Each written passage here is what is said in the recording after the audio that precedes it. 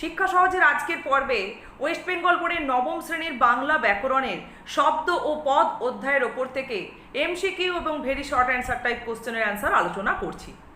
দেখো, তোমাদের very short answer type কোশ্চেনের জন্য প্রত্যেকটি পদের ডেফিনেশান এবং তাদের বিভাগেরও প্রত্যেকটি ডেফিনেশান উদাহরণসহ ভালো করে তৈরি করে রাখতে হবে, বা যে কোনো পার্থক্য কিন্তু এখানে তোমরা পেতে পারো। আজকে তোমাদের কাছে যে প্রশ্নগুলি আলোচনা করব সেখানে যদি একটা ডেফিনেশানও দেওয়া থাকে, তাহলে ডেফিনেশান থেকে কিভাবে তোমরা এমসিকিউ পেতে পারো সে দিকগুলোও কিন্তু তুলে ধরব। চলো দেখি কী কী প্রশ্ন রয়েছে এবং তার উত্তর। আজকের 1 নম্বর প্রশ্ন দেখো, লিঙ্গ, বচন, পুরুষ কিংবা বিভক্তি ভেদে যে পদের কোনো পরিবর্তন হয় না তাদেরকে কি বলছে না, তাদেরকে বলা হচ্ছে অব্যয় পদ। দেখো, এটা কিন্তু ডেফিনেশান চাওয়া হয়নি, কিন্তু ডেফিনেশান দিয়েই জানতে চাওয়া হচ্ছে যে সেই পদকে আমরা কী পদ বলে চিহ্নিত করি। 2 নম্বর প্রশ্ন, সমুচ্চয়ী অব্যয় কাকে বলে? যে সমস্ত অব্যয় পদ একাধিক পদের, দেখো এটা কিন্তু একটি পদ নয়, একাধিক পদ কিংবা বাক্যাংশ বা বাক্যের মধ্যে সংযোজন, বিয়োজন কিংবা সংকোচন ঘটায় তাদের বলা হচ্ছে সমুচ্চয়ী অব্যয়, এবং এই সমুচ্চয়ী অব্যয়ের আরেক নাম হচ্ছে বাক্যান্বয়ী অব্যয়। যেহেতু তোমরা দেখতে পাচ্ছ সমুচ্চয়ী শব্দটার অর্থই হচ্ছে কিন্তু সমাবেশ, মানে একাধিক অর্থ, মানে একাধিক পদ, সেটা বাক্য হতে পারে, বাক্যাংশ হতে পারে। তাহলে এখানে সমুচ্চয়ী অব্যয়ের দ্বারা দেখা যাচ্ছে যে পদের মধ্যে নয়, দুটি পদের মধ্যে নয়, একাধিক পদ কিংবা বাক্য বা বাক্যাংশের মধ্যে সংযোজন, বিয়োজন কিংবা সংকোচন ঘটানো হচ্ছে, তাই এর আরেক নাম হচ্ছে বাক্যান্বয়ী অব্যয়। যেমন দেখো, ও এবং বা, কিন্তু, নইলে, বুঝি, বলে ইত্যাদি। 3 নম্বর প্রশ্ন, পঙ্গু ক্রিয়া কি? যে সমস্ত ধাতুর ক্রিয়ার সমস্ত কালের এবং সমস্ত ভাবের রূপ হয় না বা রূপ পাওয়া যায় না তাদের বলছে পঙ্গু ক্রিয়া বা অসম্পূর্ণ ক্রিয়া। যেমন বট আর আচ ধাতু, এই ধাতু থেকে জাত যে ক্রিয়াগুলির তাদের কি পাওয়া যায় না? সমস্ত কাল, অর্থাৎ বর্তমান, অতীত, ভবিষ্যৎ, এবং সমস্ত ভাব, ক্রিয়ার ভাব, যে 3টি ভাব রয়েছে, নির্দেশক ভাব, অনুজ্ঞা ভাব আর সংযোজক ভাব, এই কোনো ভাবেরই, মানে সব ভাবেরই একসঙ্গে রূপ পাওয়া যায় না। সেই সমস্ত ধাতুর ক্রিয়াকে বলা হচ্ছে পঙ্গু ক্রিয়া বা অসম্পূর্ণ ক্রিয়া। যেমন দেখো, এই যে বট ক্রিয়াটির শুধু বর্তমানকালের রূপ পাওয়া যায়, আর আজ ক্রিয়ার অতীত ও বর্তমানকালের রূপ পাওয়া যায়, কিন্তু ভবিষ্যৎ কালের কোনো রূপ নেই। যে কারণে এই দুটি যে ধাতুর জাত ক্রিয়া সেগুলি হয়ে পড়ে পঙ্গু ক্রিয়া। 4 নম্বর প্রশ্নে রয়েছে, সুলতান মাহমুদ ভারত আক্রমণ করেন।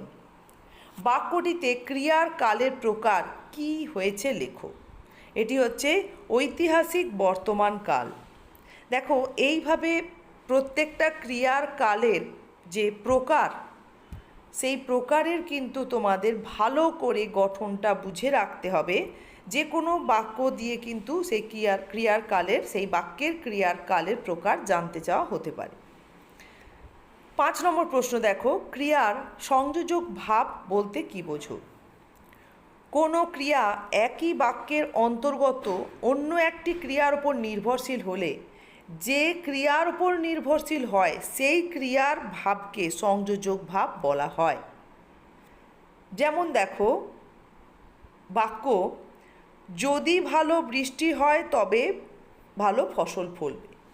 এই দৃষ্টান্তের মধ্যে যদি দিয়ে যে অংশটি রয়েছে, বৃষ্টি হয়, এই বৃষ্টি হয় যে ক্রিয়াটি, এটির ভাবকে বলা হচ্ছে কি?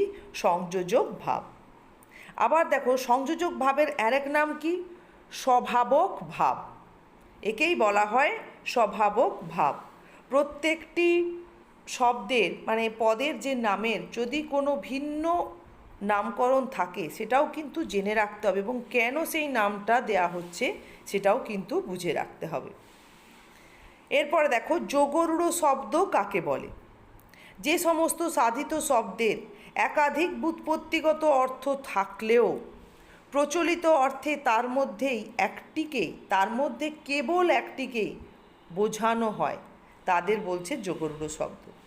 যেমন দেখো, পঙ্কজ, পাঁকে জন্মে যা, তাহলে এই পাঁকে জন্মে যা এটাই হচ্ছে এর ব্যুৎপত্তিগত অর্থ, কিন্তু এই পঙ্কজ শব্দটির প্রচলিত অর্থ কি না পদ্ম। তাহলে পঙ্কজ বলতে কিন্তু পাঁকে জন্মে যা এই ব্যুৎপত্তিগত অর্থটা আমরা প্রয়োগ করি না, ব্যবহার করি না। পঙ্কজ বলতে মূলত বোঝানো হয় শুধুমাত্র পদ্মকে। 7 নম্বর প্রশ্ন দেখো, সংখ্যাবাচক বিশেষণ ও পূরণবাচক বিশেষণের পার্থক্য কী? যে কোনো একটি পার্থক্য লিখলেও তোমরা এখানে 1 নাম্বার পাবে। সংখ্যাবাচক বিশেষণ বিশেষ্যের সংখ্যাকে নির্দেশ করে, আর পূরণবাচক বিশেষণ বিশেষ্যের ক্রমকে নির্দেশ করে। এটা গেল প্রথম পার্থক্য। দ্বিতীয় পার্থক্য দেখো, সংখ্যাবাচক বিশেষণ সাধারণত এক এই সংখ্যাটি বাদে বহুবচন হয়ে থাকে, কেননা শুধুমাত্র এক এটাই কিন্তু একবচন, আর বাদবাকি সমস্ত সংখ্যাবাচক বিশেষণ হচ্ছে বহুবচন, কেননা সেটা তো একের অধিকই হয়ে থাকবে। কিন্তু পূরণবাচক বিশেষণ সব সময়ের জন্য একবচন হয়। কেন না, সেটা তো সংখ্যাকে বোঝাচ্ছে না, সংখ্যার ক্রমকে বোঝানো হচ্ছে। দেখো এখানে কিন্তু মানে ভেরি শর্ট অ্যান্সার টাইপ কোশ্চেনের ক্ষেত্রে এই ধরনের বিভাজনগুলো মানে যে পার্থক্যগুলো তোমরা পেতে পারো।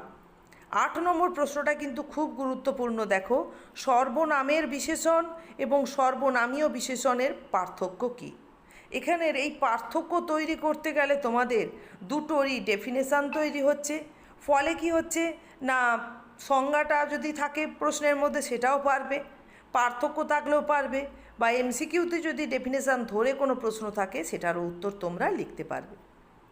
সর্বনামের যে বিশেষণ, যেটা সর্বনামের বিশেষণ, দেখো সেটার আগে বলছে যে বিশেষণ পদ সর্বনামের অবস্থা, গুণ, ধর্ম, পরিমাণ প্রভৃতি প্রকাশ করে সেই বিশেষণকে সর্বনামের বিশেষণ বলে। যেমন কি না, সে বড় পাষাণ, এই বাক্যে এই পাষাণ পদটি কি হচ্ছে না সর্বনামের বিশেষণ। তোমাদের দৃষ্টান্ত দিলে কিন্তু সবসময় সেটা মার্ক করে দিতে হবে, যদি না মার্ক করো এভাবে কিন্তু ভাষায় লিখতে হবে এই বাক্যে পাষাণ হলো সর্বনামের বিশেষণ। কিন্তু সর্বনামীয় বিশেষণের ক্ষেত্রে কি হয়, কিন্তু বাক্যে যদি সর্বনাম পদকে বিশেষণ হিসেবে ব্যবহৃত হতে দেখা যায় তখন সেই বিশেষণকে, সেই সর্বনাম পদ যেটি বিশেষণ হিসেবে ব্যবহৃত হচ্ছে তাকে এই সর্বনামীয় বিশেষণ বলে।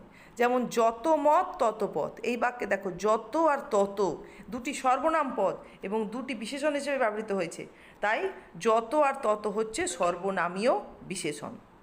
9 নম্বর প্রশ্ন দেখো, ক্রিয়াবাচক বিশেষ্য বলতে কী বোঝো? যে সমস্ত বিশেষ্য পদের সাহায্যে কোনো কাজের নামকে বোঝানো হয় তাকে ক্রিয়াবাচক বিশেষ্য বলে। কোনো ক্রিয়াকে বোঝানো হয় বললে হবে না, সেটা ক্রিয়াপদের ডেফিনেশান হয়ে যাবে। যে বিশেষ্য পদের সাহায্যে কোনো কাজের নামকে বোঝায় তাকে বলা হচ্ছে ক্রিয়াবাচক বিশেষ্য। যেমন বাক্যে দেখো, খাওয়া হলো এবার শোয়ার ব্যবস্থা করো, এখানে খাওয়া আর শোয়ার এই দুটি পদ হয়ে গেছে কি বলো তো, এই দুটি ক্রিয়াবাচক বিশেষ্য। এখানে খাওয়াটা হচ্ছে খাওয়া, এটি মানে বাক্যে প্রযুক্ত হয়েছে বিশেষ্য হিসেবে, এটি কিন্তু ক্রিয়াপদ নয়। আর শোয়ার মানে শোয়া, শুতে যাওয়া, এই ক্রিয়ার এটি হচ্ছে নাম বিশেষ, তাই এগুলিকে ক্রিয়াবাচক বিশেষ্য বলে চিহ্নিত করা হয়। আজকে দেখো শেষ প্রশ্ন, ব্যক্তিবাচক সর্বনাম পুরুষভেদে কয় প্রকার ও কী কী?